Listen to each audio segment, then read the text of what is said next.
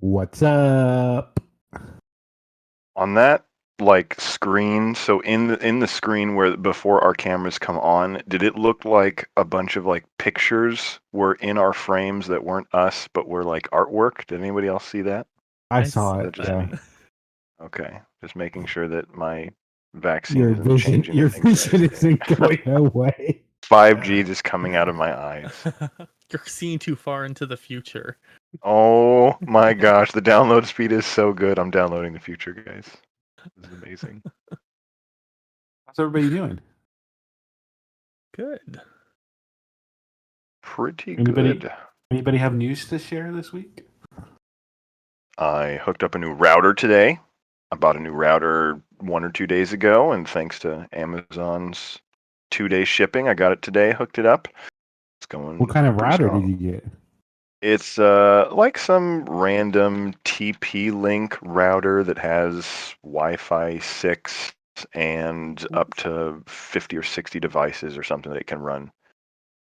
I had a Linksys WRT 1900 from like 5 years ago. It was a really good router. I got tired of seeing the blue because I just wanted it to be. No wonder your internet failed that day. That's not fair. That was Comcast. The router was fine until I moved here and then started using the Comcast of Bellevue, which makes no sense because it should be good. But yeah, no, it was dusty and old and probably burning on the inside, so I decided to upgrade and get one that actually works. So Nice. I did like a speed test, and the speed test was good. And also, I went online and stopped paying $80 to Comcast for my internet, and now I'm only paying $40.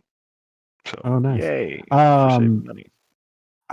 My wife was like, she looked at me and she goes, "Why is our internet bill like $170?" And I'm like, Jeez. and so I went in, I logged in, and we went over like in like a couple months ago, and they're delayed billing for their overage fees. So we were over like $80, like for That's 1 month. so And I messed was up. like, and I'm like, oh yeah, because we went over by like tons of gigs. So however, we moved to the new place and we haven't gone over at all. So The topic of internet and gig usage limits makes me so sad. If I lived about a mile away, I would have to pay about half the price I do for my current internet. I'd have no limits on my usage, and it would be almost 15 times faster in terms of upload speed. It's very depressing. Wow. Who do you have Comcast? Yeah, or I have Xfinity? Comcast and I have Xfinity, and I pay 128 or something for a megabit Jesus. download and only 40 upload, and 40 uploads like garbage for what I need it for. Oh no. How fast do you get from them?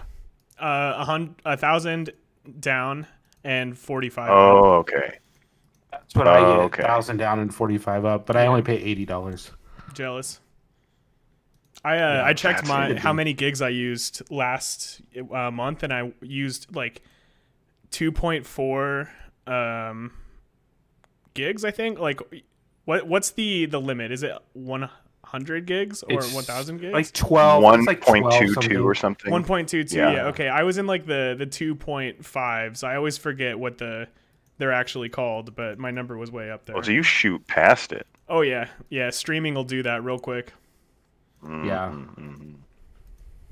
And Well, I figured, I discovered that mine was mostly because I like listen to stuff in the middle of the night, like, because I have a hard time falling asleep without having something, and white noise will work sometimes, but honestly, I'll tell you a secret. I wasn't going to say this, but I actually watch Frasier at night. Nice. And so I was listening to, and I don't watch it. I just listen to it. Like I have an earbud in my ear, and I listen to it. So I have an old pair of Beats. They're like just the Beats wired ones that are wireless, but they go around and one goes in each ear. And I usually just have one on. They last all night long. And so what I normally do is I play Frasier in the middle of the night because I fall asleep to it like right away. And So I've literally watched Frasier for like 3 years. I feel like that would What drive me is it? insane. How do you do that? It does. It drives me insane sometimes, but and I have to switch it up sometimes. I think Tim was talking about Home Improvement like a few weeks ago. So I bought the Home Improvement series and I've been watching. I kind of switch back and forth every once in a while. Holy crap! But anyways, That's I've watched Frasier for like 3 years, and so I realized that was part of the reason why I was going over so much, is because it just played all through the night. And so my iPad. So when I bought the new iPad, I bought Frasier on iTunes for like $80 or something like that, and it was like 100. I think it was actually 120, but because I had to buy each individual season. But so I did that, and then I just download it to my iPad, and it's all stored on my iPad, so I don't stream any of it over the internet now. Dude, that's an investment. Yeah. There's It was. You're getting it twice. Oh. I used to listen to music whenever I was falling asleep. And if you go to musicforprogramming.net, there are some playlists that some people have created. It's basically like ambient music that's supposed to help you like study/work. And there's I listen to it all the time just because it's good like background music to have. There's some songs on there that like you listen to and it gets really weird into the song. So a couple times I'd listen to it when I was sleeping, and then I'd wake up in the middle of the night and it would be something completely weird. Like I'd have a dream and then it would have that music in the dream, and then I'd wake up to some weird techno at like 2 a.m. I highly recommend listening to some of their music. There's some really good playlists on there. I mean, I'm on the website right now. Like, it's just text, and ASCII code style stuff. And I don't know. I love like basic, like chill background music that you can like zone into whatever you're working on, and it doesn't really distract you. So I was on this immediately. Good. Let's see. My favorite one is. I'm looking at some of them right now. You can download them all as well. Heinbach playlist. Oh, really? Okay, that's cool. Number 3 is something. Number 3 data set playlist. Yes, that one's pretty good to listen to. That one's great. Oh, well, you have the lovely sounds of Boards of Canada and their song "Geometric Piss," followed up by B-side. Yeah, there's that. My eyes got drawn to that, so that's great. Just Boards of Canada, Geometric Piss. This is your favorite playlist. It's data set, and it's song number 1, 2, 3, 4, 5, 6. I don't even look at the titles. 13. Well, great. maybe that's why you're having these weird dreams, because there's like Geometric Piss and Tim Heckler's Studio Suicide 2. That sounds fun. I don't want to be a part of that dream. Oh, here's Roy. Roy's here to fuck up all my cameras. Yeah. It's okay. It's a podcast. Gosh first, darn it, Joe. Fuck. I mean, we're setting up the show right now, so there's going to be before the technical show. difficulties. So before I used to watch Frasier, I actually used to listen to a Police Scanner, but it gave me That sounds like it'll give you worse nightmares than what weird how Tim crazy has. dreams. Like it was so bad. Oh my. So, yeah, it was crazy. I used to listen to Seinfeld to help me sleep, and some on like TV back in the day when I had like bunny ear TV or whatever. I'd listen to Seinfeld. That would help me go to sleep, and then I think Frasier was sometimes after that, so I fell asleep to like Frasier. So I don't know. Seinfeld would be a good one. I used to try and watch Star Trek at night, but like Just get into it. I get into it so much, and so I couldn't do that anymore. So, anyways, welcome to Star Trek's exactly. Thank you. Star Trek's exactly. Watching it late at night is how I actually got into Star Trek. I used to go to this place called the Roller Barn in Oak Harbor every Friday night with all the people from my school. We would all go and hang out there, and I'd come home and watch Deep Space Nine on reruns and fall asleep to Deep Space Nine. Yeah. I love the war, the Dominion War. I mean, I usually skip to that part of it when I watch it because it's such a I don't know, it's such a great war to watch, you know.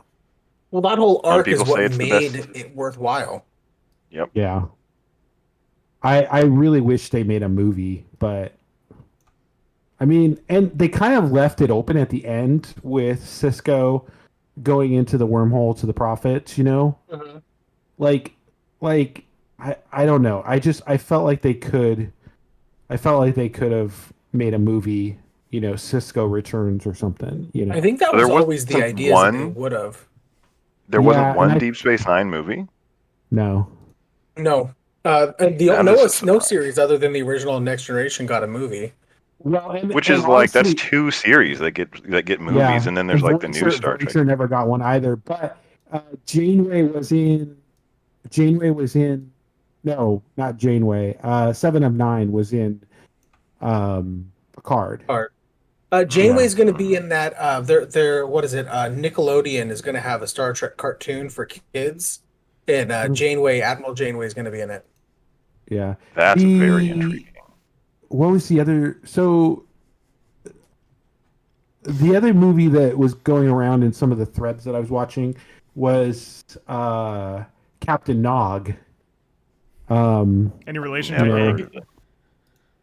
No, No. Nog is in the Ferengi. Not the Oh. Ferengi. He passed away though. So and you know there was a big promotion to give him a rank of captain. You know after he passed away, but online. But yeah, it was that was another series that they could have you know either branched out of on it or not. And now there's been some talk about maybe a Worf series coming out with a Captain Worf. You know. I don't know. I really liked her. I really liked Worf and Dax. So I was kind of when they you know killed her off of the. Spoilers. Well, I mean, it's been out for years. If you haven't watched it, you know, but yeah, like, and then the season right before the ending season, like they kill her off. Like, I mean, Her replacement, Ezri Dax. I mean, it was kind of, in my opinion, kind of. it's good. The Like, I cash felt grab. like that was a good. I felt She did that was good. But continuing the Dax story, like Yeah. bringing in just another Dax, almost just felt like a cheap shot to keep fans interested in the new character. Yeah, no, I agree. Me and Zoe are on. We haven't watched it yet, but we're almost to the last episode of season 1 of Ted Lasso. Oh, What is it's that? such a good show. It's really good. Wow. Did you? I was going to ask you that. Did you go Apple outside this Plus, weekend? Apple TV exclusive. Did I go outside this weekend? Oh my gosh. Well, so because I was suffering from vaccination sickness on Saturday, I did not go outside. And on Sunday, the only reason I went outside was because I got some pizza. No, I went to Red Nice. Robin on Saturday. Zaz. What? Oh, Red Robin Zaz. on Sat. Oh, what? What did What'd you say, Tim Tim? say? I was saying Zaz worth going outside for. Oh, completely agree. And I might have gone. I think my friends went to maybe Red Robin or something because there's one right down my street on Saturday, but I didn't get to go, so it Overlake, could have yeah, been Red Overlake. Robin. Yeah, is that the one you I went was to? there. Yeah. Oh, then we you had were. we had a friend that came over for dinner. He I think it was around 6 or so. That was right when I was coming off the sweats, so Well, it was a good time. Good time to go. we'll have to hang What'd you out have? now that we're closer. I feel like I've been over here for like a month now, and like none of us have hung out. You know. There's so much to do over here. Like where I went to get pizza, I found that they have a Pizza, by a the way. racetrack Can-Am pizza. Oh yeah, Like- they had one in Federal Way I used to go to sometimes. Really? That's Yeah. awesome. I love this place. It has the most unique pizzas out of any place that I've been to. So I got like a Euro pizza or something. It was delicious. Oh, nice. Another place is A Pizza Mart in University District. They also have them in downtown. I don't know if they're in downtown actually anymore, but um, yeah, uh, they are a fun pizza place too. It's cheap pizza. It's not like, you know. Oh, I love cheap pizza. Cheap pizza is great. What's the deal with this Yeah. racetrack though? Is this like go-karts or something, Matt? Yeah, so it's kind of not. Well, it's go-karts, yeah. So it's not the like bumper cars. It's like a track, and I think it's K1. It might have been like Oh, K1 yeah, Racing yeah. or something like that. And like as I was getting into my car, I heard like the squealing tires. I was like, "What is that noise?" That's sick, And though. then I literally look in front of me, and it's like their sign and logo, and I was like, "Oh, this is fantastic!" It's like really close to where I live, and I love go-karts. So Where is that at? We should go. you know what, Gooply outing, a K1 Racing indoor go-karts, Do the podcast during corporate go-kart. event venues. We could get Gooply corporate team building activities. There's They have there's money in the Gooply budget to get me out too, right? Totally, We're dude. working on it. We'll have to start a GoFundMe. Get you out here. Get Joe to Washington now. Buy K1 Speed gift cards. So apparently they have a couple of these places because it looks like one of these locations is like a big giant warehouse. But I'll put the link in the Discord so you guys can see it. I've heard really But it's good things actually it's about literally K1 too. I've heard that K1 has really high quality go-karts and it like blows things like tracks out of the water. Oh, see, Trax and unnamed place that I went to when I was like in my 20s. They were fun, but if this is better than Trax, I'd love to go. Yeah, I've heard it's Go-karts way are pretty better. good too. It's k1speed.com. That's just the link. And Okay, check it out. you can race now. Yeah. How's Well, your did anybody week else- been, Roy? I want to hear about Roy's week.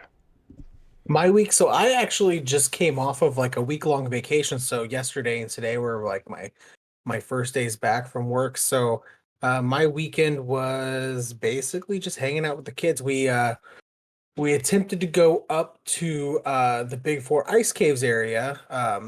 Even though I knew the bridge was still out. I knew the bridge was still out, but we were going to see if we could find a place to cross. My teenage age nephew who moved up here a couple years ago has never been up there. I'm like, oh, let's, even if we can't make it to the ice caves, like there's a picnic area we can, eat lunch and whatnot. And I heard they had reopened all the roads up there.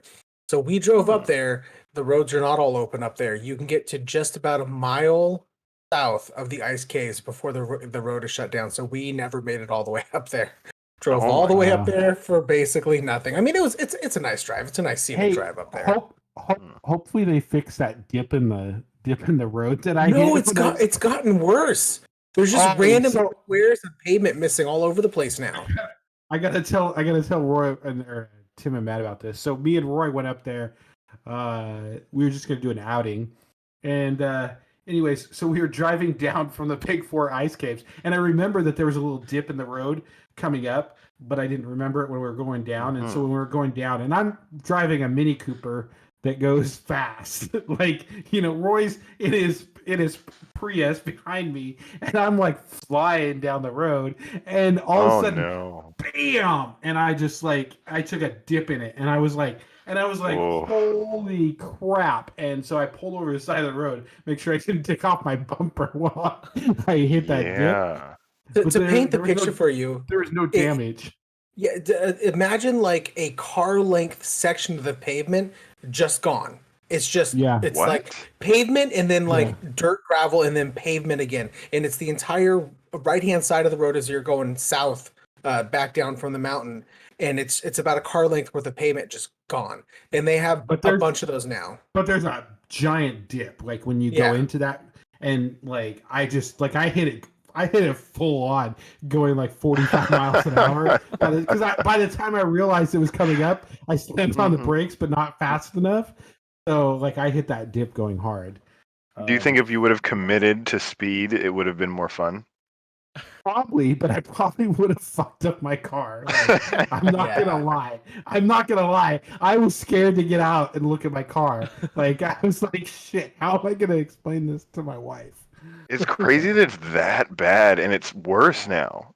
Yeah. Oh yeah. That's- Like I said, there are now random squares all over the area, like in the middle of the road, on both Mm. sides of the road, just random squares missing. And if the roads are closed, like how are they getting so bad? That's what I'm. Well, the road's closed because of weather conditions is why they have it. Yeah. Avalanche control, Right. basically, mudslides, stuff like that. But I Which mean, is like I said, probably you can still. got all bad.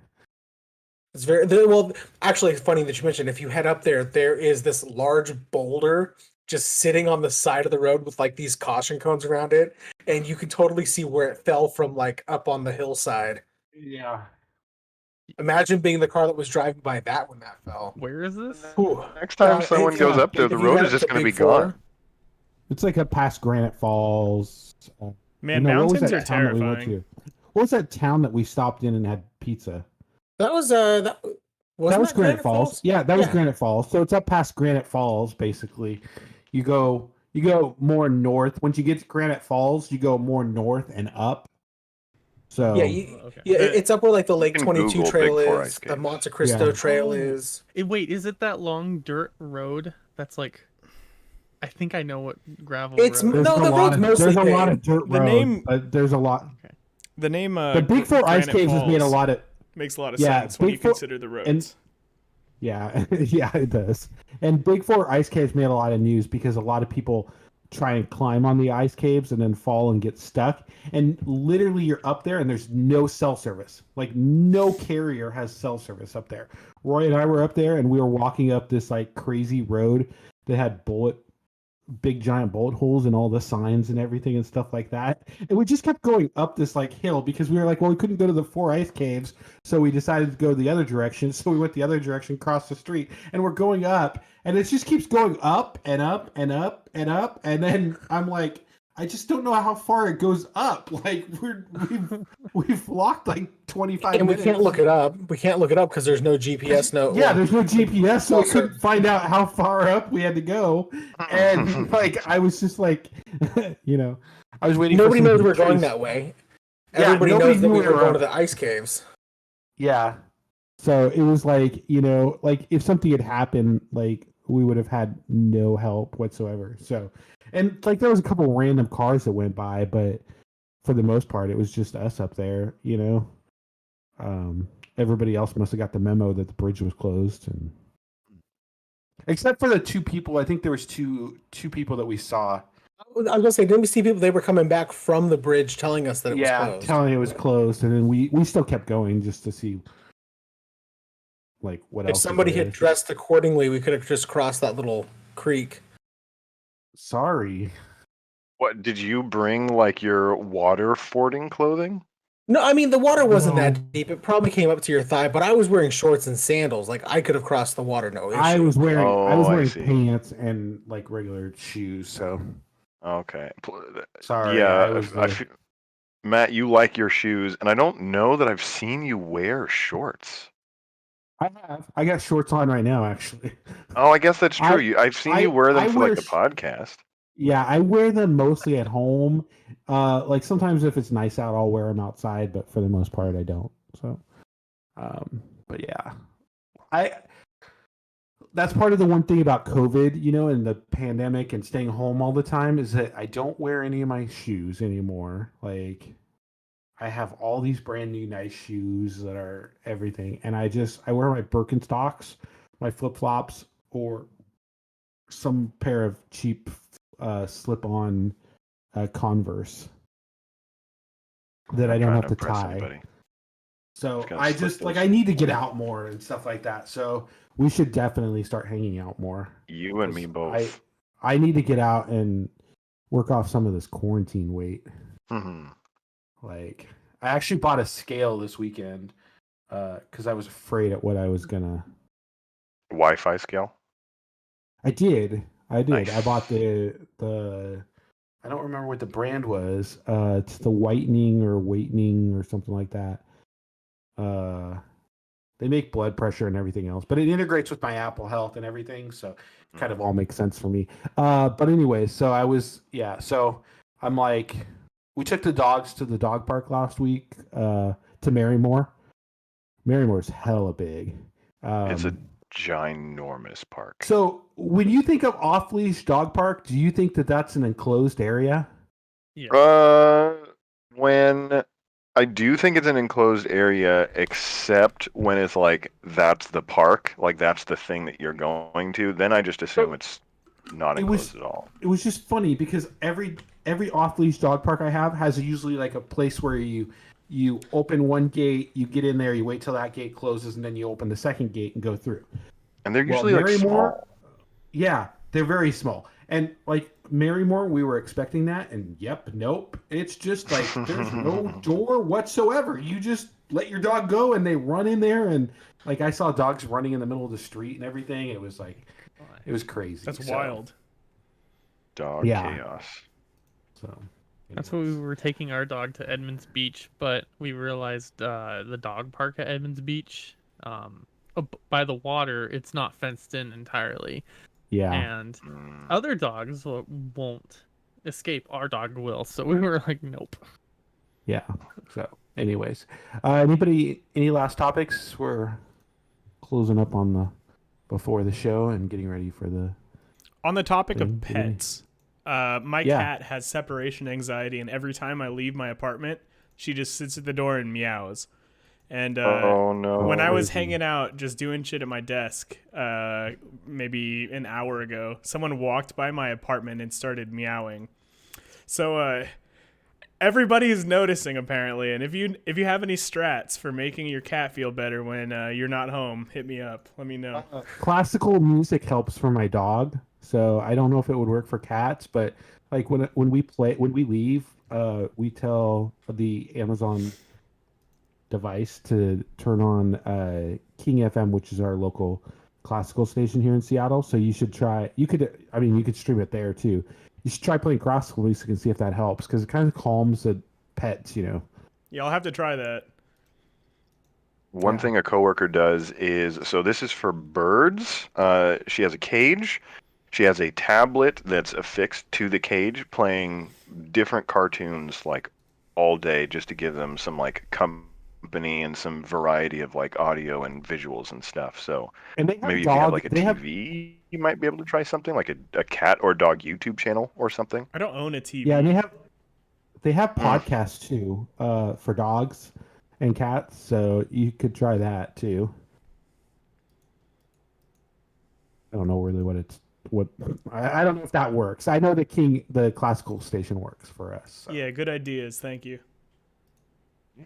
It was pretty funny Don't though, want hearing people kitty walk meow. by and meowing though. I got a good laugh out of it.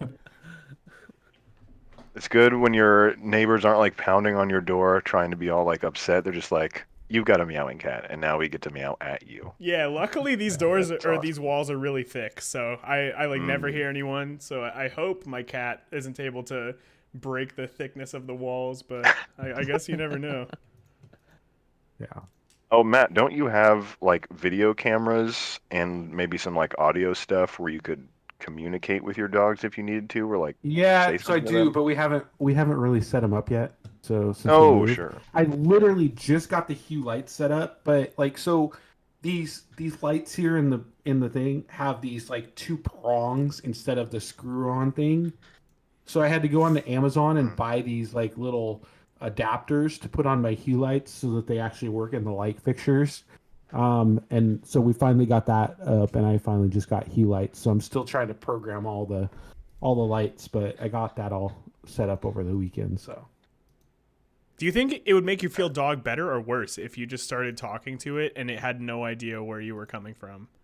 I feel like that'd be worse. Yeah, 11 gets kind of freaked out about it. Like when we tried it with her, Charlie, he just kind of ignores it and falls back to sleep. But he just sleeps most of the days anyways. He's actually getting old.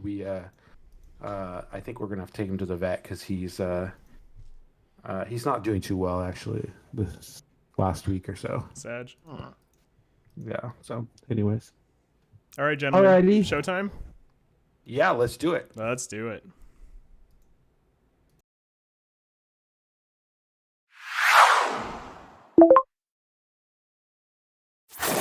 Android and iPhone users, welcome. BlackBerry and Windows Phone users, these phones don't even support podcasting, bro. The podcast going beyond the headlines. This is the GooplyCast. Here's your host, Matthew Carter. Hello, everyone, and welcome back to the GooplyCast. If you are watching live tonight, thank you for joining us. Feel free to share your comments with us in the chat. If you can't make our live show, we have an audio-only version. You can find that on all your favorite Android and iOS podcasting apps. With us tonight is iPhone Jedi, Matt Evans. Hey, Matt. Hey, how's it going? Also joining us is iMac connoisseur, Roy Schlapinski. Hey, Roy. Good evening.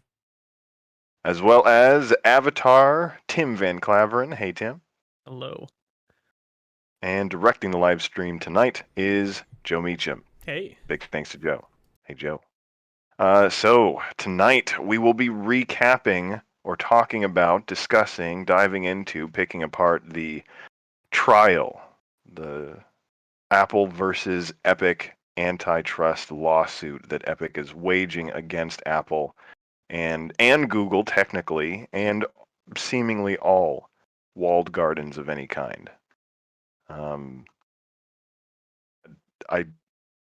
This whole thing has made me kind of feel disgusted with Tim Sweeney and Epic and all the philandering they're trying to do, saying that Tim Sweeney and Epic is there for the developers and they're trying to fight the good fight to break open Apple's closed ecosystem so that, you know, the 30% that Apple charges won't be there. All their crazy their ability to remove people from the App Store or ban people from using specific technologies in the App Store won't be there when the billion-dollar company Epic is just trying to make more billions. And they're not there for anyone but themselves.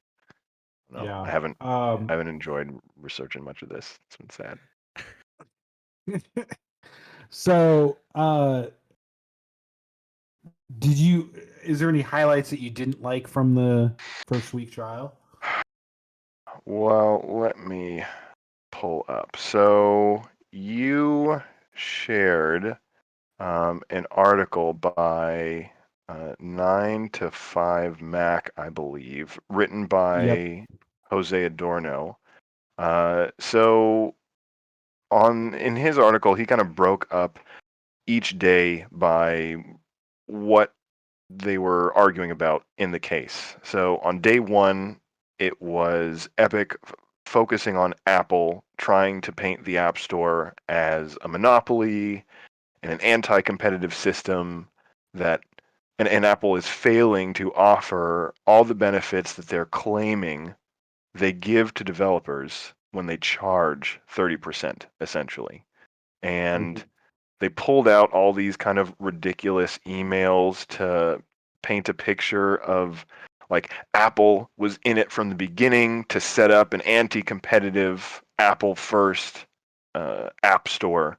And these are all the emails to prove it, when it's just like, no, they were just trying to develop like an app store that allowed them to continue to research and develop technologies across their entire ecosystem, which is exactly what Epic is doing. They're farming Fortnite to build the Epic Game Store, and they're giving developers money to get exclusive titles, to lock people into or pull people away from other ecosystems into the Epic Game Store ecosystem. Like, it's the same thing. You get money any way that you can. You try to keep your users and attract new users whatever way that you can, as long as it's not illegal, which nothing that Epic really brought up in the first day seemed like it was illegal. It just seemed like that's what everybody does, like business. I don't know, that's what I thought. Yeah. Well, and 9 to 5 Mac has actually had some really good coverage of the trial over the week. So the recap is like the whole week, and then they break it down into days if you really wanted to see it all. One of the things that I noticed from the Epic on day 2, it was an interesting tidbit that was announced, that when Sweeney announced that he uses an iPhone. Did you guys see that? Because of course he does. And the reason that he uses an iPhone, what is it for? It's for the fact that it focuses on privacy and security, which is what So- Apple is all about, and which is what he's trying to dismantle when he wants to bring third-party app systems into the App Store. Like, what is that really going to do for us when we have 50 billion payment systems in the App Store? And I so agree. I just I found that that he's so anti iPhone or so anti Apple right now, and yet he's using an iPhone, And the very thing that he's because of privacy and security. And the very thing that he's trying to do, Apple is claiming will open up their ecosystem to more piracy, more security risks, less trust from their customer base, and just more confusion in general. And the reason why Apple's privacy and security, like, you could argue that it's terrible. You could argue that they don't achieve what they claim. And even Apple, I think, was like, yeah, we're not 100% perfect on everything that we do, but we try. And then they listen to community and developer feedback, and then they iterate. And then that's why Apple is where it is, and why the CEO of the company suing them is using the phone. Like, if he was using an Android phone, it would be like, all right, at least, he's using Android because that's the kind of ethos that he wants, this open I don't know, this open free ecosystem that anyone can be a part of. You can use any payment system you want. Like, if he was really 100% consistent on that, then he would be using an Android phone, but he's not. I wonder why that is. Yeah, and he wants, if you can't bring payment systems in there, he wants to be able to sideload apps onto the iPhone. What's that going to do? Create more piracy and fraud, and compromise the ecosystem of the iPhone itself. So another thing too that I noticed, and 9to5 pointed this out, but they got Sweeney to admit during cross-examination that if Apple had offered him a deal that to no other developers, that he would have taken it. Yeah. So is he really fighting? Is he really fighting for developers when he says that? If that Apple made a special deal for Epic Games, that he would have accepted it. Like, I mean, No, I found that I just found that, like, him saying that he's, or Epic Games saying that they're bringing this trial, for that, and then to say that, if he was offered a deal that no other developer got, he would do that. I just thought that was a backstab in the back. So, oh yeah, if they gave you a red phone where you could call Tim Cook and ask him for anything that you want, would you take it? yeah. Yes, I would take that phone. It's like, of course you would, Well, because you just got to go over to Roy's place. He's got direct connections there. But really, just Tim Sweeney just needs to get on Roy's level. That's all that I Yeah. learned from this whole thing, is that I don't know. Roy is fantastic, and I guess that just means Tim Sweeney is not fantastic, and so Apple just isn't listening to him, which is That's exactly right. It's an interesting thing, though. Even though he's using an iPhone, he must. Maybe he's not replied with his iPhone, but we were talking about this in the Slack too, because one of the emails that Tim Cook came out and did, and he at the bottom of his signature, it said "sent from an iPad." It blows me So away. he's either. It blows me away. The CEO of Apple does not change his signature. Well, and here's the thing. So here's the It's thing. intentional, A dude. number here, yeah, it is. A number of CEOs, high popular CEOs, don't necessarily use email as much as you think. Okay, so here's one reason. Tim Cook's email is all out there. How many? All these Apple executives get tons and tons of email every day. So they must have some type of filter that filter things. So anybody with a non-Apple ID probably gets put into another mailbox or puts into a folder or some type of separation thing, so that they don't have to go through that. Because, at the end of the day, Apple executives generally only talk to, people at Apple via email. Probably, I doubt they're whoever interacting a lot directly outside. reports to them, like the leaders of the Yeah. business divisions and So stuff like they that. probably have some internal tools to sort through their email and stuff like that, just because there's a lot out there. But I was reading another article, and I don't remember where it was, but like, top name CEOs don't have signatures on their email. You know, like when Steve Jobs signed his emails, it was Steve.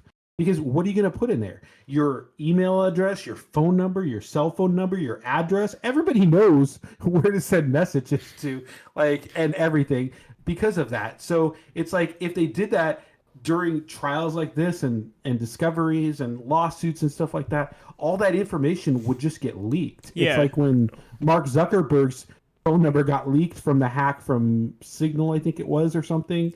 Like the same thing. All that information is just going to get leaked. So with the amount of emails and things that get leaked, at this point, it would just be bad publicity if he didn't have like sent from my Apple product in his signature. yeah, and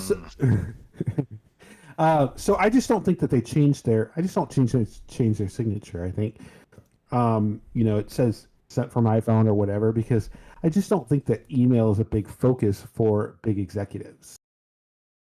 And Yeah, what where we did, coming did, from, did you though? mention There's- what that email said? Like I don't remember if we talked about that, because in it he said he didn't know who Tim Sweeney was. He was yes, like, that's right. "Is that's that right. the guy Yeah. I met in rehearsals or something?" Like he Yeah. didn't even know Yeah.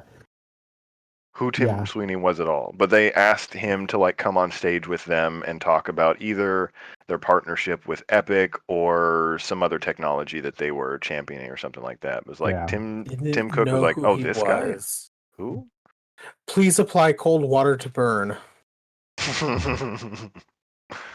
Oh, That was, man. I mean, that was probably one of the biggest things I noticed. And then on day 3, we learned that Apple put together a big presentation to save Netflix from leaving in-app purchases. So I think this makes Um, Apple look really good. It does, I think. Yeah. Because yeah, you were saying that they put a presentation to stop Netflix from pulling in-app payment support out of the Netflix app, like not using Apple's in-app payment Yeah. system. So Netflix used to have in-app purchases in there, and I don't think it was more expensive. I don't remember, but anyways, they did have in-app purchases in there and stuff like that. And then they started testing the ability to take them away in some markets, and eventually, ultimately, ended up taking it out of the app altogether. But Apple put together a big presentation, to try and prop up the benefits of having in-app purchases and stuff like that. So I think that was pretty big. And then also, they offered some, cross promotion, in the App Store, trying to get Apple onto the Apple TV platform, and stuff like that. So I think there was a lot of benefits to that. Ultimately, it didn't work, and Netflix pulled in-app purchases, and kind of basically went on. So. And Apple didn't chase them. They didn't punish them for withdrawing whatever crazy amounts of money they might get from Netflix new subscriptions or like recurring subscriptions, because it was probably substantial. I mean, it's Netflix. Yeah. So I appreciated that there wasn't any kind of unfortunate dark side that Apple had to reveal in dealing with Netflix. I mean, they've done other things with whatever that mail app was, and like Spotify is still angry at them for the way that I think it was the subscription services work, or like signing up for a subscription to Spotify. Spotify is still angry for various reasons because they have to compete directly with Apple Music and stuff. But at least with Netflix, like a big streaming partner, they didn't anger them, which is at least something. Yeah. The day 4, they kind of talked about Hulu a lot. There was some reference to a special API, which I don't quite understand. It was a subscription cancel refund API. So it was some type of special API that certain developers have access to that we didn't know about. But it was I don't know. It was some drama, I think, because a lot of people said that Apple treats everybody fairly, and stuff like that, and then they're giving special API access for people for some type of in-app purchases where they could, upgrade, cancel, refund, or something like that. I think that kind of reveals the fact that Apple doesn't treat people equally as much as they claim that they do, if they claim that. But businesses don't have to treat any of the people that they work with evenly if they don't want to. You can come up with whatever contract with whatever businesses that you want and have it be customized or special or specific, or give special privileges to, in this case, Apple could give special privileges to developers. I mean, even Tim Sweeney was like, I would have accepted a special deal with Apple because they're well within their right to do that. But I think on Tim Sweeney's side, like this, Hulu being part of a set of special developers with special privileges is frustrating, because it's like, hey, Apple, it's clear that you do this and you could have done this for us, but now that you haven't, we're going to fight you.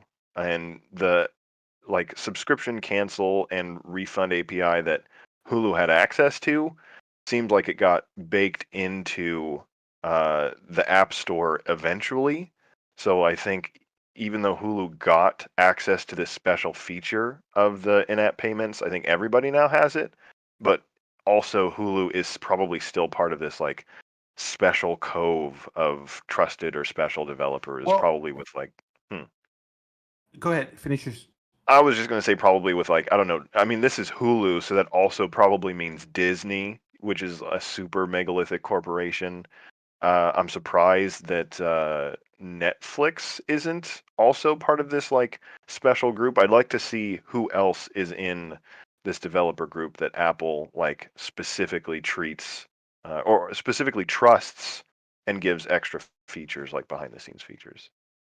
Well, there was an interesting article that I read. I think it was last night, that Hulu, or not Hulu, Apple gave a special API access to Zoom, and this is for this is mostly for side by side for the iPad, so you can use the camera and slide over, which is like making your iPad into two screens where you can have two different apps open at the same time.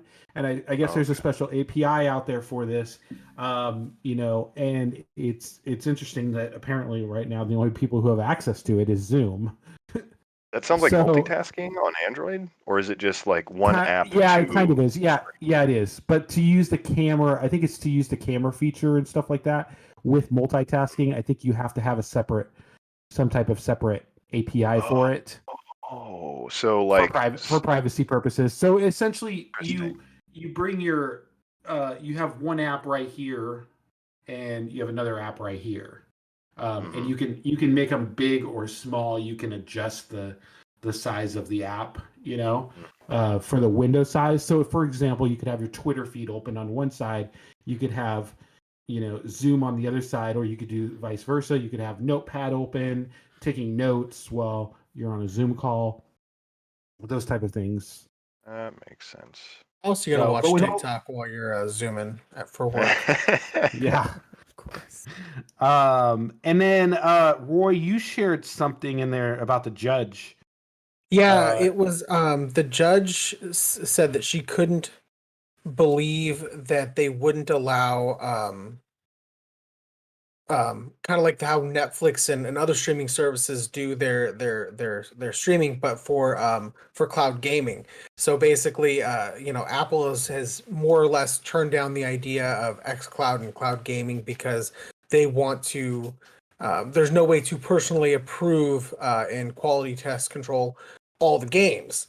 And the judge is like, well, that doesn't make any sense because I can go to Netflix and watch any movie out there, and you haven't personally gone through and graded each of those movies on its own scale, because there's already a rating system in place for the movies, just like there's already a rating system in place for the games.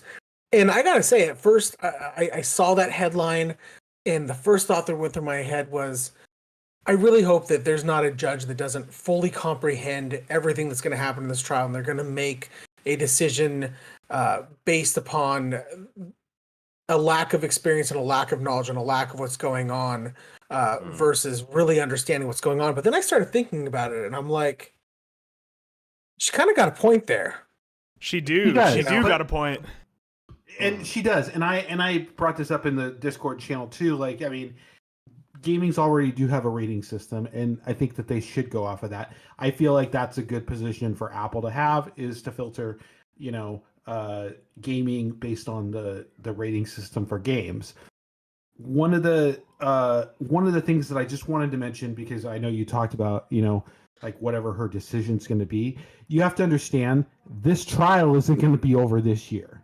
Okay, whatever decision comes out, Epic wins, Apple wins, we're going straight to appeal. There's Of going to be course. appeal. There's But going to I be mean, appeal. It could be like years from now. But I get your point. You know, like having a technical background and wanting to understand the whole system, you know, and stuff like that.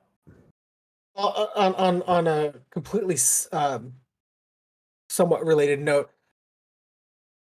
I agree with the judge that there should be cloud gaming. That should not be the reason there's not cloud gaming on Apple. However, I think that regardless of talking about that, that's not really what this trial is all about. You know, I mean, I get where Epic's kind of coming from. You know, how much control Apple is forcing upon developers and also on the users, but this really comes down to Epic's problem with the App Store and the App Store rules as it pertains to them. And the cloud gaming isn't really like, it's such a small point of Yeah. the whole picture. So the fact that it even made headlines, um, it's barely a wave in the whole trial. Well, and it kind of made headlines because it goes back to when I think they referenced this in the trial or in some type of deposition, but there was a delay when Facebook came to the iPad, and one of the reasons why it was delayed more than likely is because Apple didn't want to, or Facebook didn't want to develop for the iPad because they wanted to be able to put cloud gaming built into the iPad, because at that time Farmville was really popular, you know, and they wanted to have Farmville, and then they required Farmville to be a separate app, you know, and not do cloud gaming. So cloud gaming has kind of been around for a while, from the beginning of like when Facebook was, you know, building its base and everything and stuff like that. So, you know, Facebook made it long ago. And there was some document revealed, you know, and stuff like that. This was back when Steve Jobs was around, but I read some email about that saying that, you know, Steve didn't want to put cloud gaming or something inside of the Facebook app. So I have something to say about that kind of note in particular.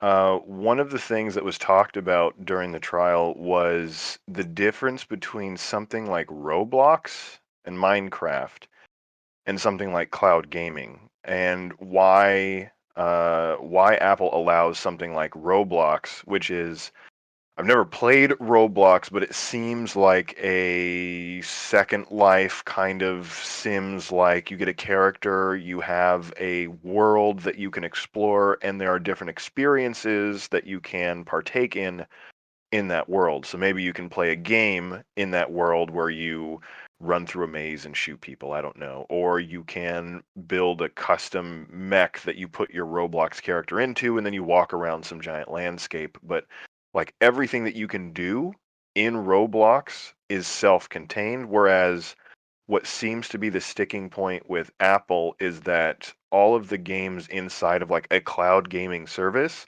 are each like discrete, completely separate packets that are not part of the same experience, which Apple seems to be okay with, like the Roblox side of gaming, but not the cloud side of gaming. But then, like, Netflix has interactive content because they had that like Bandersnatch thing where you could use your phone to interact with content or some movie or video or episode of a show that you're watching and dictate how that content plays out. So there was some interactability. So that kind of blends the line between, well, is that a experience like you could get in Roblox, or is that its own like game thing? So I think that Tim Sweeney and like their side are trying to be like, hey, Apple, you're not really specific on what you're allowing and what you're not allowing. And Fortnite is trying to be this omni video game where they have like all the Marvel characters, all I don't know what they have now. Like the DC characters, They have Street have Fighter all their own characters. characters. They have Street Fighter characters. They're trying to create like a metaverse of all the different like properties and IPs. So I think in trying to like prepare for that, part of this fight is trying to make sure that they harvest as much money as they can themselves, because I'm sure they have to pay insane amounts of licensing fees to everyone all over the place.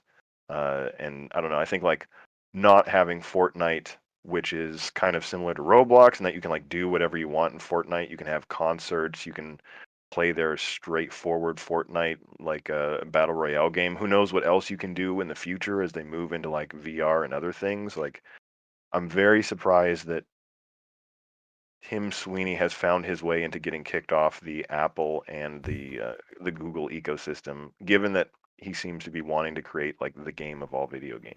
So Well, I and think something very important for us to define here is what is cloud gaming, because not everybody might be so up to date with this as we are. So what is the exact definition of cloud gaming? So in the way that I was talking about cloud gaming and the things that are getting banned from the Apple App Store, like Project xCloud and the Shadow Play service, are having a video game, like a console quality or PC quality video game located on like Microsoft servers or Google servers, something like projects or something like Stadia, being able to play a console quality game on any device, and you stream it like Netflix to your device, and you can control it with a controller or anything. Anything that you would normally be doing at a PC or at a video game console, you can do anywhere in the world through the internet. And some computer you don't even care where is running a copy of that game for you. And then Matt, you mentioned what was that game? Farmville? That's like Farmville, yeah. it's a similar it's like the exact same thing, but it's more like a smaller style game that's being played in a browser. I don't actually know how to Well, like and explain. it was developers that could develop games using the Facebook APIs and the Facebook framework. And essentially, you could play it with Facebook and share your games with other people and stuff like that. Help other people out in your different farms, I guess. But I agree. So I think, and I hope Apple changes their position on cloud gaming. And like Roy said, I hope that we go back to the system where cloud gaming is based off of, the rating system for video games, because we all have it, and Facebook could develop APIs, for parent controls, based on that, and give that ability to cloud gaming services, so that cloud gaming services can't, like, if you don't want your kid to play a shooting game, then you can block those type of games out in the parental controls built into the iPad. Because the parental controls basically built into the iPad and the iPhone are really strong. Like, they work really well, and they integrate with other applications sometimes, and so you can really benefit from that. And so I hope Apple changes their position on that and allows cloud gaming, because I don't plan on buying an Xbox. I don't plan on buying a PC anytime soon, but I really want to play Halo. Like, so how do I play Halo? Right, Well, and like, From Safari on your phone. oh and I don't have- yes, yeah. So, I mean, so we'll kind of see how it goes. I hope Apple changes their position on it, because I would really like to see cloud gaming and be able to game on the iPad, because the iPad is actually, when you think about it, is really nice for gaming. So I think that Apple has a problem, kind of like a weakness, with the fact that they put the M1 chip in an iPad and on a desktop. Because if Epic is saying the iPhone and the iPad are general computing devices, you should just be putting your operating system on it and then let everyone else do whatever they want, just like Windows, just like Mac OS. I think that if they put the M1 chip and have Mac OS running on it, and then they put the M1 chip and have iPad OS running on it, then someone somewhere could make the argument, well, what is the actual differentiator between these two computing platforms other than the operating system that you have? Well, on I one think and it's you the won't let people- I think it's the operating system. And Apple has said that Macs aren't going away. Macs are more of a powerful computing device. It's like the top of the line computing device. When you think of the iPad, you're kind of at the mid level. You can do a lot of things you can do on a PC, but you can't do everything. And Apple said that iPads aren't going away. Mac OS isn't going away. They are invested into it. So I don't think it's necessarily the chip. The chip is a strong chip, and I think that that's going to help Apple, go a long way in developing devices. But I think there's still a difference between iPad and Mac OS. Do you think this brings up a bigger question of how,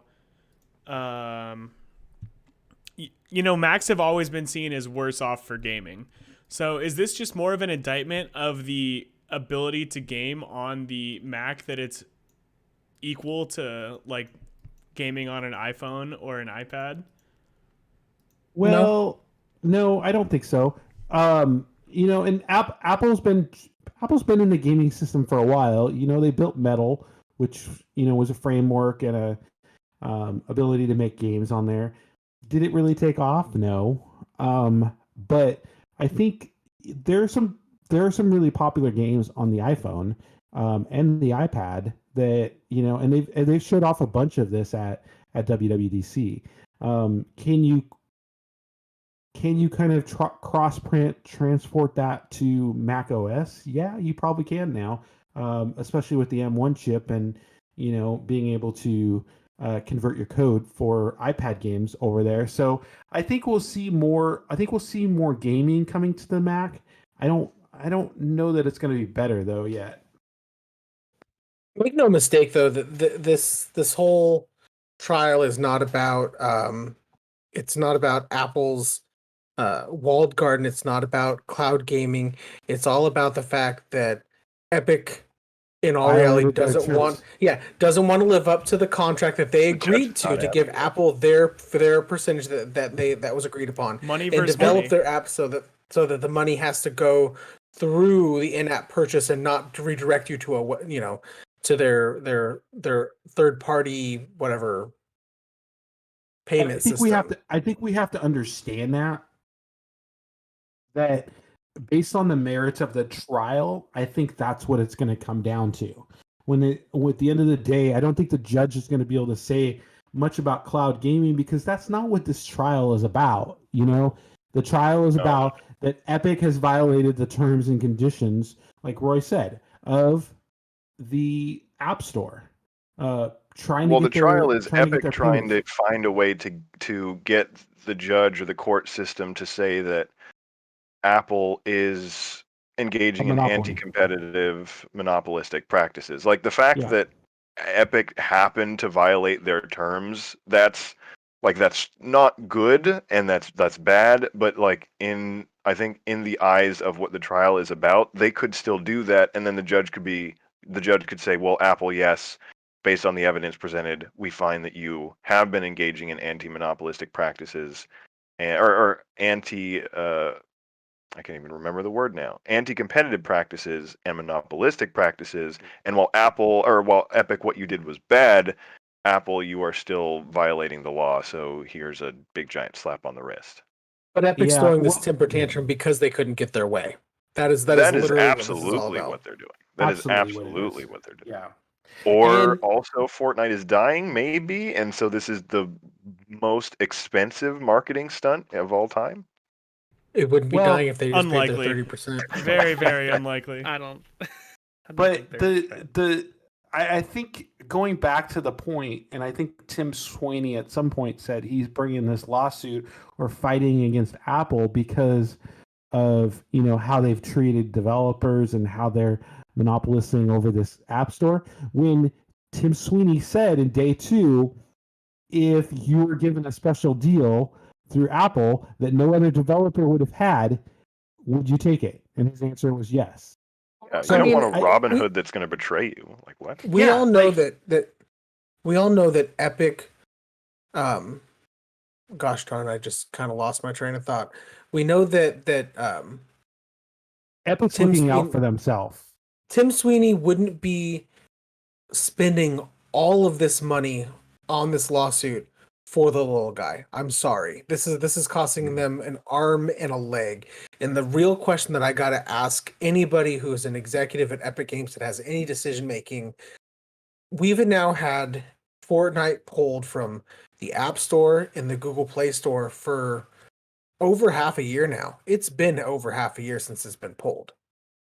Yeah. By the time that this all gets resolved, let's say this all gets resolved and Epic wins. It's not going to happen, but let's just pretend that Epic wins, this all gets resolved, they get to get their developer license back and they get to put Fortnite back on the App Store in like another 6 months to a year minimum. At that point, was it worth all the money that Epic spent? Because at that point, their user base has moved away from iOS and moved away from Well- Android and found another way to play it.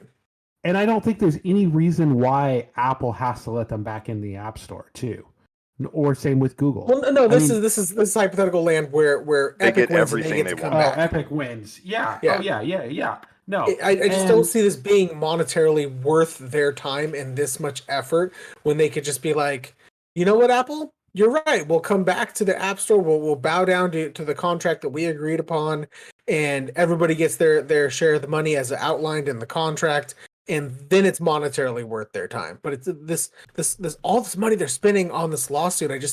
I don't see it being worth their time in the end if they win, and that's if they win. The vibe I get think from there's- it, the vibe I get from Go it ahead. is that Epic is being swallowed by their own hubris. Fortnite has been such an explosive thing. It's been taking over the world for the past couple of years. At this point, Tim Sweeney probably just thinks he can do whatever the fuck he wants. And he's trying to take down Apple in the process. But little does he know that that's going to be very expensive, and Fortnite's not going to last forever. Yeah, and the here's the thing though too. Okay, this trial, like I said before, this trial isn't going to be over this year. Okay, whatever outcome wins, Tim. One of the Tims will argue. Yeah, one of the Tims is going to fight it. One of the Tims is going to go to appeal, and it could likely end up at the Supreme Court. Like, and how long is that going to happen? 4 years from now? Does Oh, and just Epic wait till Van Games- Clavern gets in. I know. I was just thinking that. Oh my god. And then does Epic have the money to continue this fight for 4 or 5 years down the line? I mean, attorneys are expensive. I don't even want to know how much their attorneys are making per hour and how much they've already, fought up on this, but it's gonna come a loss. So Calling there's it an right offer- now, Epic's going to be the next property bought by Microsoft. I'm calling it Oh. right now. I would Epic's be been awfully Epic's quiet. going to put so much money into this lawsuit, and they're going to lose so much money over the course of this time makes that sense. Microsoft will buy them. I Think think about it. Epic is right up Microsoft's alley of buying. Think about all the No exclusives Epic way. has Yeah, on no way. Xbox as it is. Gears of War is an Xbox exclusive. That's Epic's probably next biggest game outside of Fortnite. I'm willing to bet that when this is all said and done, Microsoft will be buying Epic. Bro, Epic Well, is Epic not would be Bethesda. They have Fortnite, which is already like a insane amounts of money coming in, or an insane amount of money, and then they also are the creator of the Unreal Engine, which also just farms money. This company is not going to run out of cash. They're not going to be at a Well- place where they need to be bought out. Which is one of the We'll points see. that I We'll wanted to see, make because like the Fortnite phenomenon is probably like a large but not huge part of their business. So they can probably just spend the money that they get from that on this little like charade, like, oh, maybe this will work, and maybe Fortnite will be in the news for forever, and maybe Apple will be under pressure to change a bunch of things. Maybe we'll change the industry. Because like one of the things that I wanted to point out is something that Roy kind of touched on, which is like in the special scenario where Epic wins and gets whatever they want, like the judge has already kind of talked about the ramifications of them winning, because she's asked about, well, what's the difference between Apple, iOS, Mac OS, and something like the Xbox and the PlayStation and the Switch.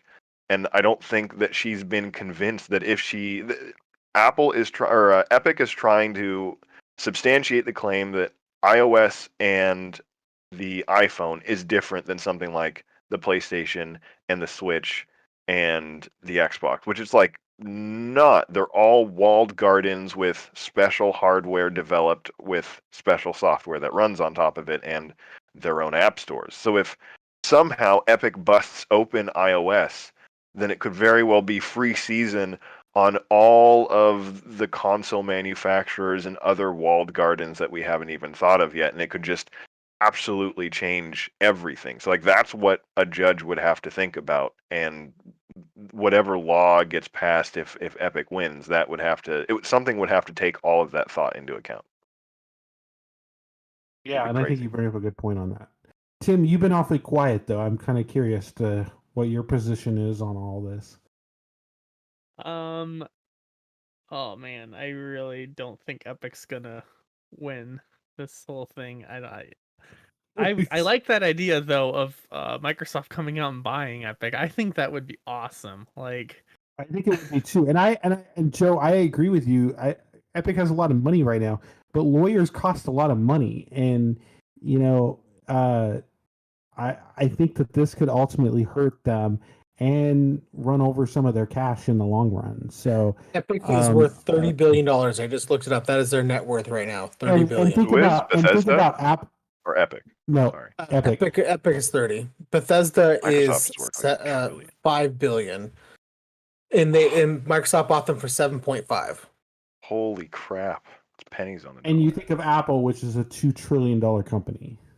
I mean, they got cash laying around. This is like pocket change to them, you know, every day of trial. But when you think of, you know, what an appeal is going to cost Epic Games, like that's going to be a lot of money. This goes all the way to the Supreme Court. That's what I'm talking about. This goes all the way to the Supreme Court. If Epic fights this tooth and nail all the way up to the Supreme Court, because they got to go through, you know, the lower courts to the upper courts, you know, the different appeal processes. There's a lot of courts in the way. This is going to cost a lot of money, especially if they are losing out on potential Fortnite revenue from being on the Google Play Store and the App Store. I understand that Fortnite is not their only cash cow. I'm just saying I would not be surprised if they blow so much money that it ends up putting them into a bad spot. Maybe not immediately, maybe a few more years down the line. But if they went up for sale, you know it's Microsoft that buys them. You know that's who buys them. What do we have any? Tim Cook is like, you know what I'm gonna buy? Epic. What's gonna be awesome? Microsoft is gonna be like, come join us as we make Windows Phone version 2, and then Epic's Tim Sweeney's gonna be Windows, like, Windows Phone. The Epic phone.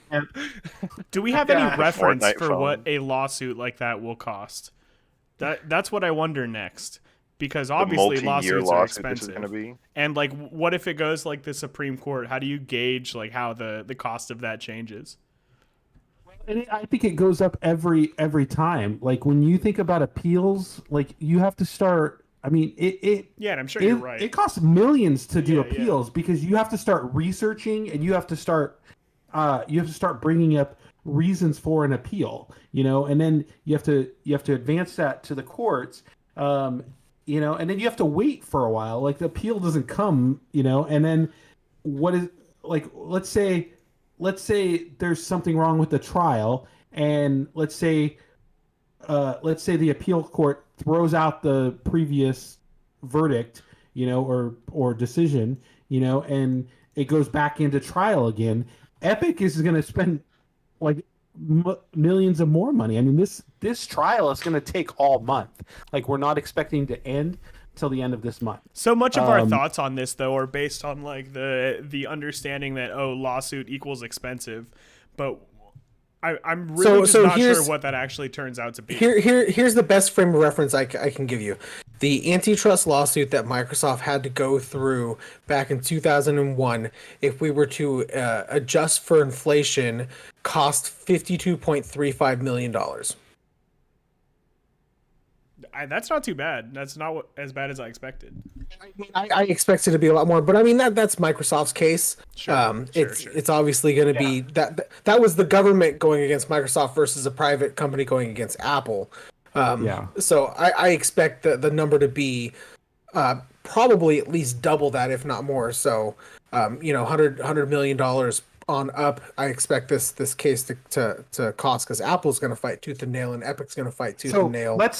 Let's say Epic wins. Let's say Epic wins this trial right here. Okay, then it's going to go to appeal. Okay, Epic Games has won it. Doesn't get to come into the App Store. Doesn't get to nothing changes for them. So they're still out. They still can't make their own payment system until the appeals are heard. The appeals go up. Epic Games is still passing through cash. Through that, and they're still not making money off of Google Play or iOS. You're right. It's one title out of everything else they have, but I don't think Epic understands the costs that it's going to take to win this. One of the things I've often wondered is why Spotify hasn't tried to gone after Apple, and didn't join this lawsuit. The other thing is nobody joined this lawsuit with Epic Games. Nobody technically. Microsoft testified and is fishing for compliments from Epic. But you didn't see Spotify. Who has been very, very open with Apple and their antitrust thing. But you didn't see Epic, or you didn't see Spotify coming in to throw money into this or say good luck, and I think that Spotify has wondered, they don't think I have a case, and it's going to be tough to prove. And again, even if Epic wins, where does it go from there? Appeal. So that brings up one extra thing you're talking about, where is Spotify, where is that mail app, was it HeyMail or something like that? Yeah, HeyMail, yeah, but HeyMail's come on, HeyMail's they're small. They're small, but why is Face not joined this? Facebook has been very, all over Apple in the last year. And they've wanted cloud gaming. Their cloud gaming app got denied so many times, and it got denied until they took out the gaming portion of it, and now you can only watch live gaming in it. So it's not the exact same app that's built on Android. It's just basically watching games. You can't play games on there. So when you think about that, where is Facebook right now? Facebook doesn't want to fight Apple over this because I don't think they understand I don't think Epic Games understands, and this is just my speculation, but I don't think I think Facebook understands the battle that is going to be fought over this, even if they win, this first trial years to come. We can be sitting here talking about this 5 years later. Where are we at now? Facebook can't even masquerade as being a good guy in the same league as Epic can masquerade as being a good guy, even though they're clearly false prophets or whatever they are. Facebook is just already dealing with United States government inquisitions and stuff. So they plus there was a bunch of documents leaked during this trial to the public, and just imagine if Facebook had to submit any information to anyone. It would be terrible. That'd be hilarious. Yeah. So so when I think of this, and I think of how many companies that have spoken out against Apple and haven't come forward, when you think about it. So, Tim, what do you think? I think you have a good point. Nobody else is willing to put their name on this lawsuit. Nobody else is willing to at least publicly funnel money to this lawsuit. I'm surprised that Tim Sweeney hasn't put up a GoFundMe page for this yet. On that same note, after the small calculations we did, is Epic just we don't need your help? We're good. We're doing our own thing. I don't think so. I don't think so. I think Epic, if Epic had more powers behind them, I think that they would they would take it at a heartbeat. Epic is owned by Tencent, and Tencent has China money, which is, like unlimited. Not technically owned. They're like, it's 40% it's a majority stake, invested. right? I don't It's think like that it is. 30%, I think. Okay. I I think it's think like Tim 40%. My mistake. Sweeney still has. So technically, Epic created the Coalition for App Fairness, which is them, Spotify, Tile, Blockchain.com, Deezer, and a bunch of other people that I haven't heard of, in order to kind of like on the side participate in the free Fortnite campaign. Nobody is like, none of these people I don't think are like named in the lawsuit against Apple, but it just shows that Epic is spending money on the side to try and drum up some kind of conversation about app fairness and what And I think Apple this, is doing and with I their think app this store. is, and I think Tim or Roy might have mentioned this. This is a publicity stunt in some ways for Epic Games. And And knowing that's a publicity stunt, if they could have gotten help from Spotify or any other company out there to join them in this fight, it would have made them look even more like this was a good cause to be in. It would have made more of a Robin Hood sort of moment Yeah. for them. Like look at us standing up to the big guy. Like Yeah. this is nothing more than a tantrum and a publicity stunt to look a good. tantrum And that happened at like 2 a.m. when Tim Sweeney was sending damn emails to Tim that's Cook another thing. when he shouldn't have been. Like, I'm sorry, but if Epic Games was really in the right here, like really in the right, the emails wouldn't have come at 2 a.m. and they would have And it would have gone through lawyers. Yeah, I mean, and, 2 like, a.m. just sounds like he got drunk one night and just got pissed off, and now he's standing his ground. He's too stubborn to back Yeah, down now. Fuck it, I'm taking on his Apple. He's got his iPhone right here. He's writing all these emails, and he's BCCing all his lawyers. Like, oh, look at me. And then those lawyers wake up in the middle of the night and they go, oh God. And then they go on their No, lawyer Tim, thread and they no. go, what is Tim doing today? Like, can somebody please get him under control? Like, I don't know. It was your turn to watch him. Homie can barely the say. conversation. Yeah, What were you gonna say? That must have been rough. Yeah. It's definitely a publicity stunt. For goodness sakes, Epic sent out a care package to influencers with that Yeah. stupid jacket and a And Galaxy Tab S7. Galaxy tablets. Like, and then it just says free Fortnite in the Apple font. Like, that's a publicity stunt. They're sending Yeah. to influencers. That's not like. I mean, To top it I off, just like I really like. I don't understand how Tim Sweeney still has lawyers right now. I don't So understand how he hasn't been removed yet. Yeah, I can't remember what his lawyer did, but his lawyer has been involved in antitrust lawsuits like this before. So I imagine it was the lawyer being like, yeah, we got a really, really good case on our hands. Like, I think we could do it, Tim. And Tim's like, really? I hate Apple. I want to get him. And the lawyer's like, yes, exactly. Yes. we It'll should be make a $50 million, please. we should make a cartoon out of the Tim Sweeney and Epic, emails in the middle of the night. I think that would be kind of fun to make a TV show cartoon. Because, I mean, who isn't their most self-righteous at 2 a.m? Like, Really you're good on point. fire with your you're on fire with your tweets, you're on fire with your text. It's all fantastic at 2 a.m. I feel bad for Tim Cook. He doesn't deserve this.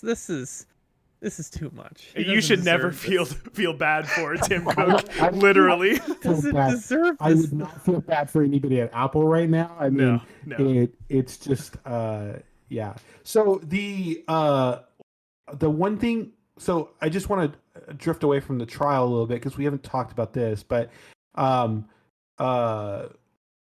obviously Tim Cook, I guess, is gonna testify and stuff like that. But Scott Forstall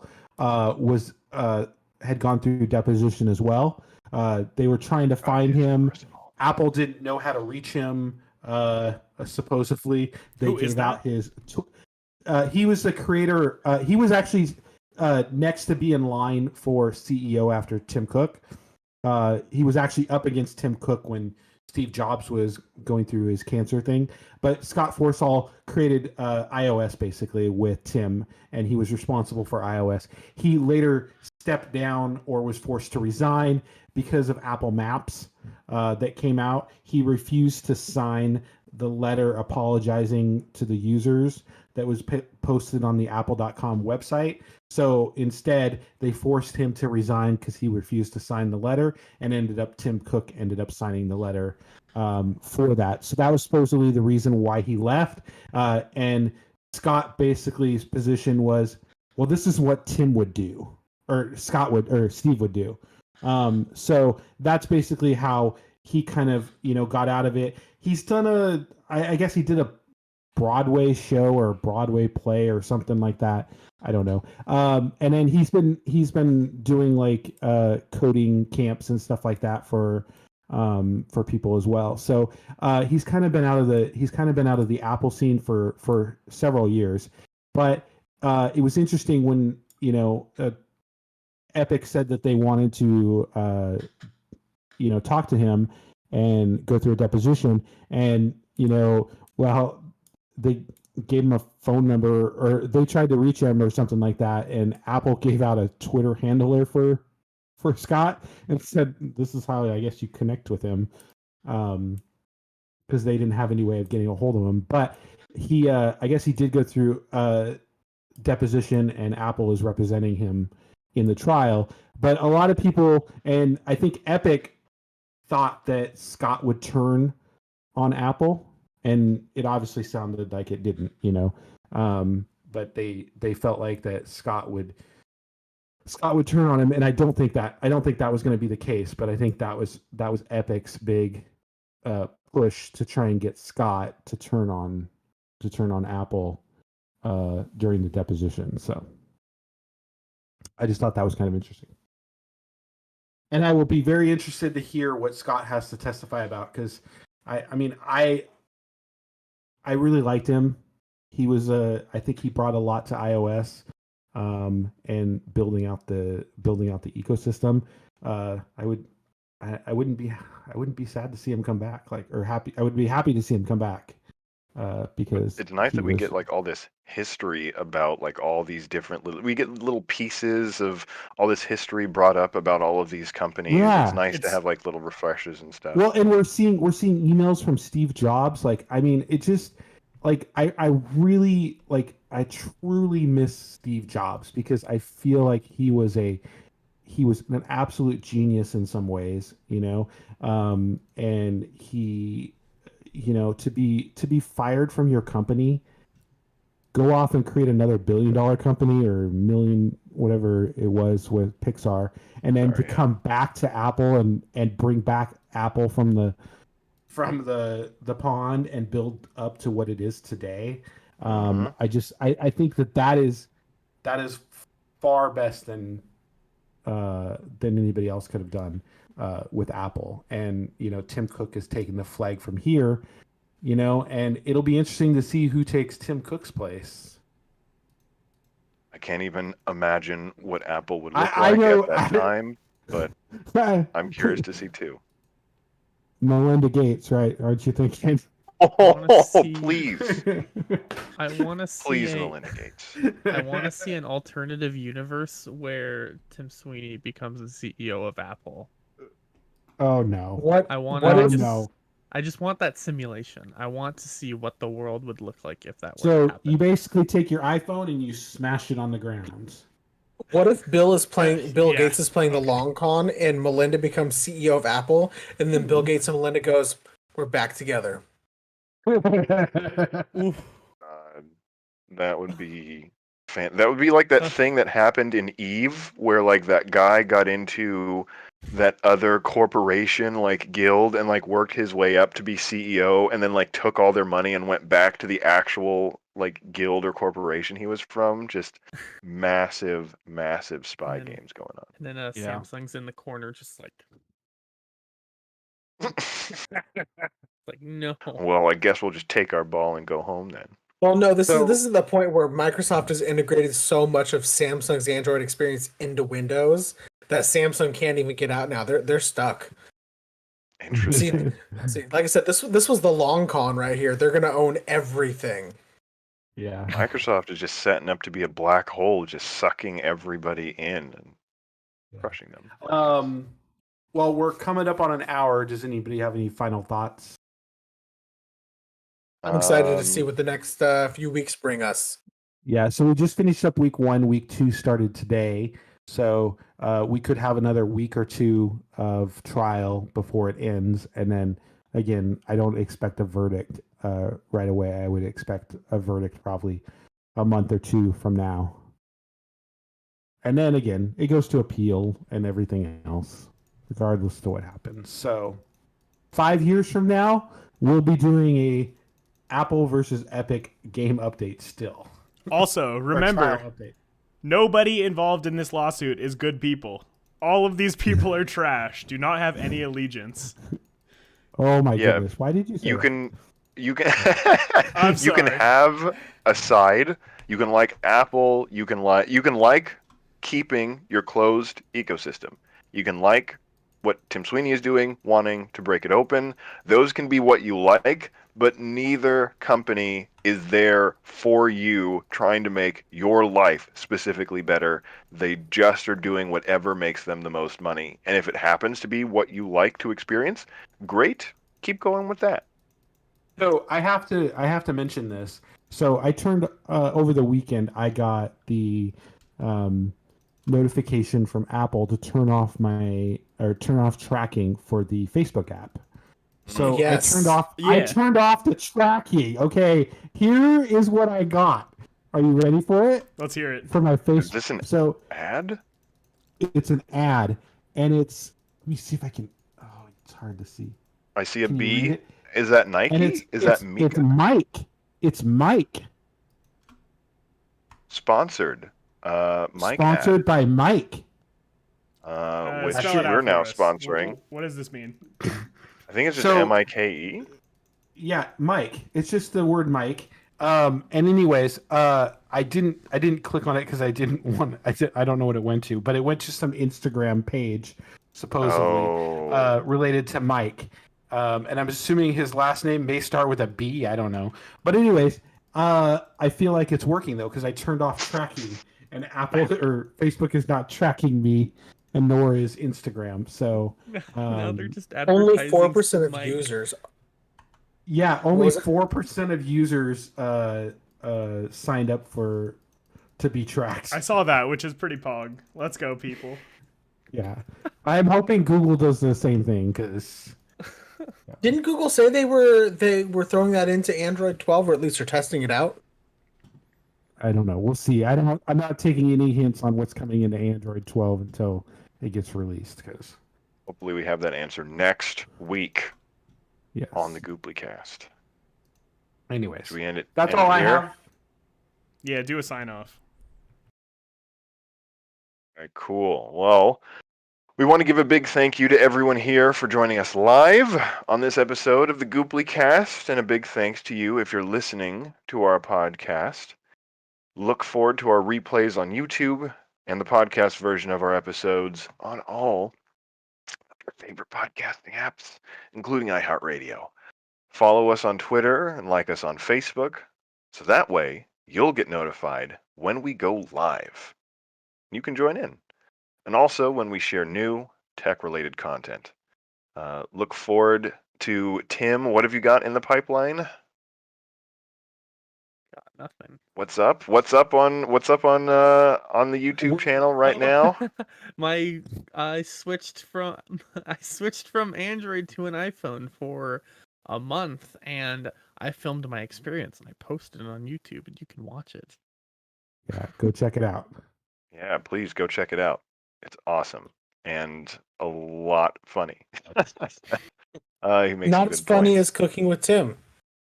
Yes, we still need to get Cooking with Tim back. Come on, Tim. You must have gotten the video bug by now, the on-camera bug. Like, come on. So I've been your host, Matt Carter, for Matt, Roy, and eventual chef Tim and Joe. Thank you so much for watching and listening, and we'll catch you next time on the Gooplycast.